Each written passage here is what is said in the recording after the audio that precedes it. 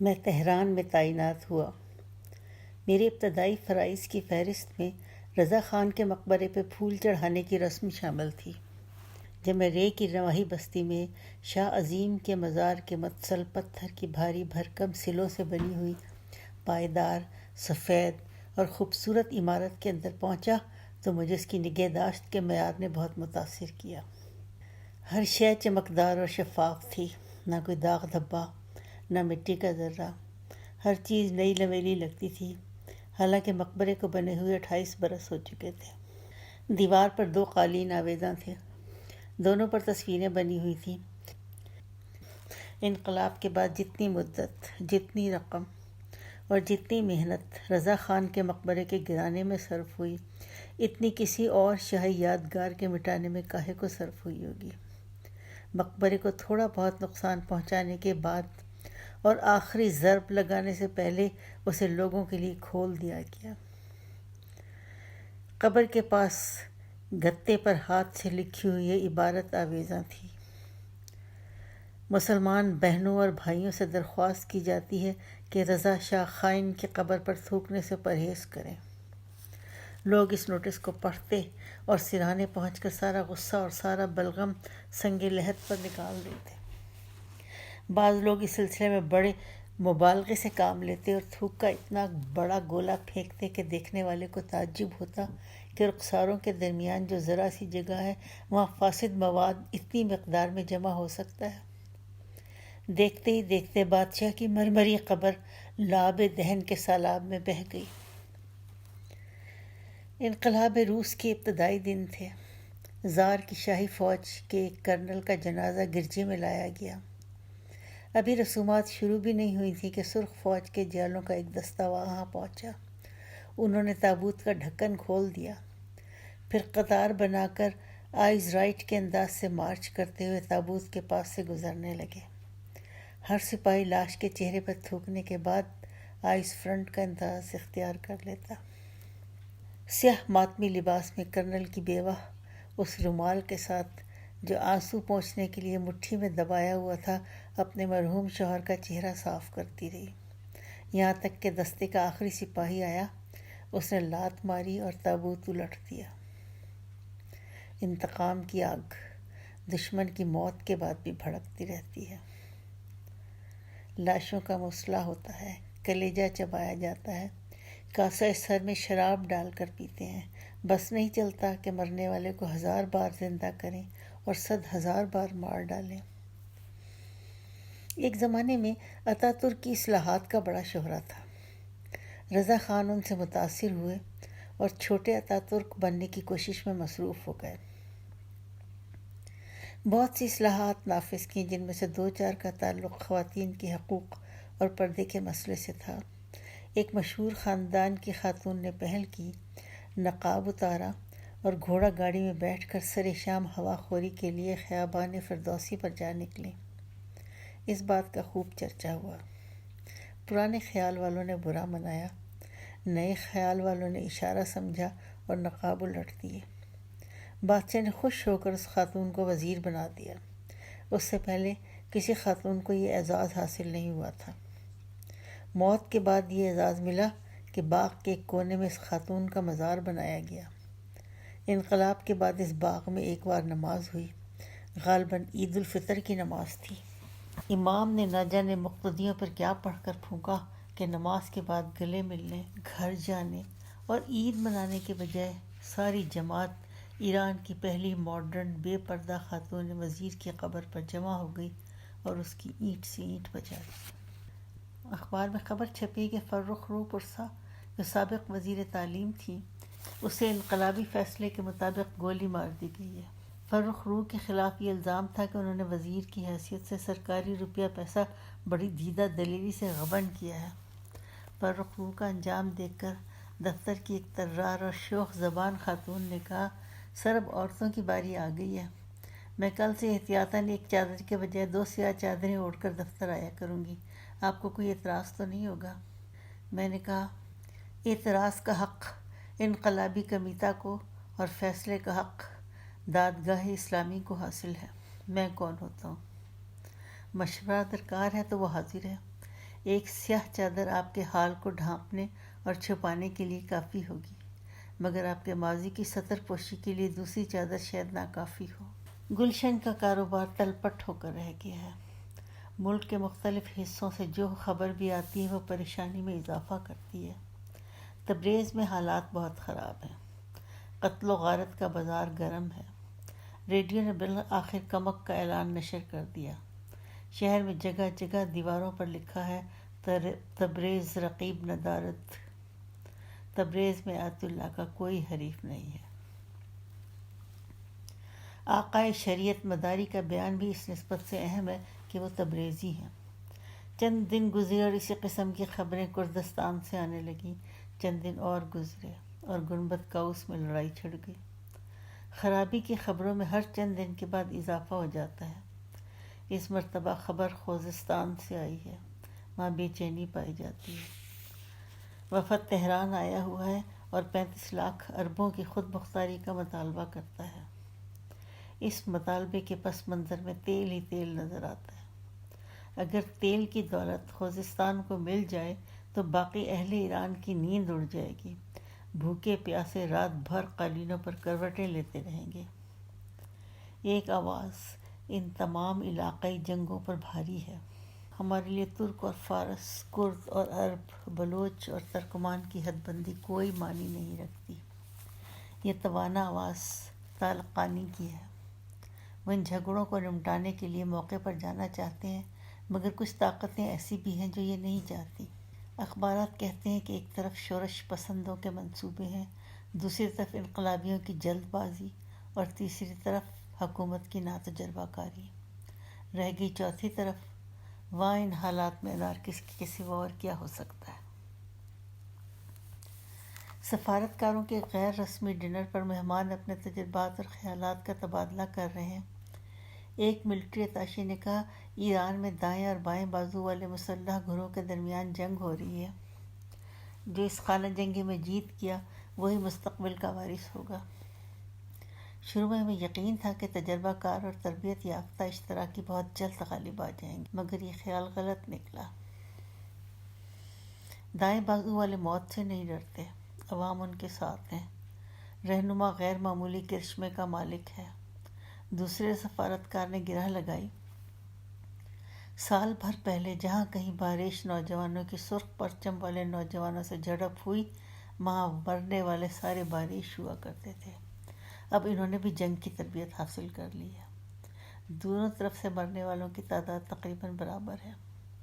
پچھلے ہفتے میرے گھر کے پاس دونوں گروہوں میں لڑائی ہوئی۔ 2 لڑکیوں نے میرے گھر میں پناہ لی۔ کچھ دیر کے بعد پاسدار آ گئے، کہنے لگے کہ اگر آپ نے 5 منٹ میں لڑکیاں ہمارے حوالے نہ کی تو ہم اس کمرے کو آگ لگا دیں گے جس میں وہ بند ہیں۔ کسی نے ان کو بتایا یہ ایک سفارتکار کا گھر ہے۔ جواب ملا، اس سے کیا فرق پڑتا ہے؟ صاحب کہنے لگے، وہ جو سفارتکاروں کا ناقابل خلاف ورزی استحقاق ہوتا ہے اسے کوئی خاطر میں نہیں لاتا۔ پچھلے ہفتے کچھ مسلح افراد میرے گھر آ گئے اور کہا ہم اس سڑک پر واقع تمام گھروں کی تلاشی لے رہے ہیں۔ میں نے کہا میں نائب سفیر ہوں۔ جواب ملا، اس سے کیا فرق پڑتا ہے؟ آپ سفیر کبیر ہوں تب بھی کوئی فرق نہیں پڑے گا۔ مشرقی افریقہ کے ایک سفیر نے کہا، ایک دوپہر وزارت خارجہ کے باہر 10-15 لڑکے لڑکیاں جنگلے کے ساتھ سرخ انقلاب کے بینر لٹکا رہے تھے۔ پکڑ دھکڑ شروع ہو گئی۔ پرچم اتار کر اسی کپڑے کے ساتھ ان کے ہاتھ باندھ دیے، ٹرک میں ڈالا اور چل دیے۔ چلتے چلتے ایک شخص نے کہا، ان میں میری لڑکی شامل ہے، میں اسے کہاں مل سکتا ہوں؟ جواب ملا، شام کو ایوان جیل میں آ جائیے اور اس کی لاش وصول کر لیجیے۔ ایک اور سفارتکار نے کہا، انقلابیوں کے پاس کوئی اور چارہ کار نہیں ہے۔ اگر وہ اتنی سختی نہ کریں تو ان کے بے رحم مخالف ہر داڑھی والے شخص کو نزدیک ترین کھمبے سے لٹکا کر پھانسی دے دیں گے۔ وہ یہ کام بڑے پیمانے پر خیوا اور سمرقند میں کر چکے ہیں۔ یہاں بھی تاریخ کو دہراتے مگر مجبور ہیں۔ ان کے ہتھ کنڈے انہی پر آزمائے جا رہے ہیں۔ پہلی بار انہیں ایسے لوگوں سے واسطہ پڑتا ہے جو ان کی زبان جانتے ہیں اور اسی میں گفتگو کرتے ہیں۔ ایک ہمسائے ملک کے سفارتکار نے کہا، یہ فوری فیصلہ اور اس پر عمل کرنے والی عدالت ہر انقلاب کا سب سے مؤثر اور مہلک ہتھیار ہوتا ہے۔ انقلاب بے حد تیز رفتار ہوتا ہے۔ اس کے پاؤں ضابطے کی ہر زنجیر اور اس کے ساتھ قواعد کے ہر سرخ فیتے سے آزاد ہوتے ہیں۔ تیز رفتاری کی وجہ سے گاہے حادثہ ہو جاتا ہے، گیہوں کے ساتھ گھن بھی پس جاتا ہے۔ چند دن ہوئے تہران میں ایک معمولی درجے کے ہوٹل پر منشیات کے سلسلے میں چھاپا پڑا۔ یہ ایک طرح سے ان چارپائی ہوٹلوں کی طرح تھا جو سڑک کے کنارے بسوں اور ٹرکوں کے لیے بنے ہوتے ہیں۔ ہوٹل والوں کے ساتھ انسداد منشیات والے پاسداران تمام مہمانوں کو پکڑ کر لے گئے جو شب باشی کے لیے وہاں ٹھہرے ہوئے تھے۔ ساری رات متعلقہ سفارتکار وزارت خارجہ اور دادگاہ اور پاسداروں کے دفتر کے چکر لگاتا اور فون کرتا رہا، مگر کسی اعلیٰ اختیارات والے افسر یا انقلابی سے رابطہ قائم نہ ہو سکا۔ دوسرے دن جب رابطہ ہوا تو پتہ چلا فیصلہ راتوں رات ہو گیا تھا اور اس پر عمل بھی ہو چکا ہے، لاشیں موجود ہیں اور لوٹائی جا سکتی ہیں۔ ہوٹل والوں کے ساتھ انسداد منشیات والے پاسدار ان تمام مہمانوں کو پکڑ کر لے گئے جو شب باشی کے لیے وہاں ٹھہرے ہوئے تھے۔ سفارتی نمائندے نے کہا اس میں چند بے خبر اور بے گناہ مسافر بھی شامل تھے جو محض رات بھر کے لیے اس ہوٹل میں ٹھہرے ہوئے تھے۔ ان کا جرم کیا تھا؟ جواب ملا، منشیات فروشوں کے یہاں قیام کرنا ہی ان کا سب سے بڑا جرم تھا۔ سفارتکار نے احتجاج کیا اور کہا کہ اگر یہ جرم تھا تو اس سے اتنی بڑی سزا کا کیا جواب ہے؟ جواب ملا، جناب والا، اس دنیا میں اگر کسی کے ساتھ ظلم اور زیادتی کی جائے تو وہ دوسرے جہاں میں اس کے لیے باعث رحمت ثابت ہوتی ہے۔ یہاں کی سزا کی بلا جواز مقدار اس کی نیکیوں میں شمار کی جاتی ہے اور اس کی نسبت سے مرحوم کے گناہ معاف کر دیے جاتے ہیں۔ جس سفارتکار نے یہ داستان سنائی اس کا کہنا تھا کہ یہ منطق سننے کے بعد میں نے جیب میں ہاتھ ڈالا کہ اگر بھرا ہوا پستول ہو تو مخاطب پر داغ دوں تاکہ اس کے اگلے پچھلے سارے گناہ دھل جائیں۔ افسوس، صد افسوس کہ جیب خالی نکلی۔ میری باری آئی۔ میں نے کہا چشمدید واقعات کا کوئی شمار نہیں، روز کچھ نہ کچھ دیکھتے ہیں اور یہ سلسلہ ایک عرصے سے چل رہا ہے۔ 7-8 ہفتے ہوئے میں نے خیابان جردان پر ایک پاسدار کا خون ہوتے دیکھا۔ وہ اپنے ساتھیوں کے لیے تنور سے روٹیاں خرید کر لے جا رہا تھا۔ موٹر سائیکل کے پیچھے بیٹھے ہوئے ایک شخص نے اس کی فوکس ویگن کار پر حملہ کیا۔ کار فٹ پاتھ پر چڑھ کر رک گئی، لوگ جمع ہوئے، قاتل فرار ہو گئے۔ چھوٹی سی فوکس ویگن کی اگلی سیٹ خون سے بھری ہوئی تھی، خون بہہ کر فٹ پاتھ پر گر رہا تھا۔ پچھلے سیٹ پر نان کا ڈھیر لگا ہوا تھا۔ ایک طرف گرم نان تھا اور دوسری طرف گرم خون۔ اب اس کبھی ادھر سے گزر ہو تو ایسا لگتا ہے جیسے فٹ پاتھ کا وہ حصہ تنور کی طرح گرم ہے اور گہری شفق کی طرح سرخ۔ میں وہاں پہنچ کر احتراماً فٹ پاتھ سے اتر کر سڑک پر چلنا شروع کر دیتا ہوں۔ یہ بات میں نے اس دعوت میں جمع مہمانوں کو نہیں بتائی کہ آج جب میں اس فٹ پاتھ سے نیچے اترا تو وہاں ایک اور فوکس ویگن کھڑی تھی۔ پچھلی نشست پر ایک ہائی اسکول کی طالبہ اپنے اسکول یونیفارم میں بیٹھی ہوئی تھی۔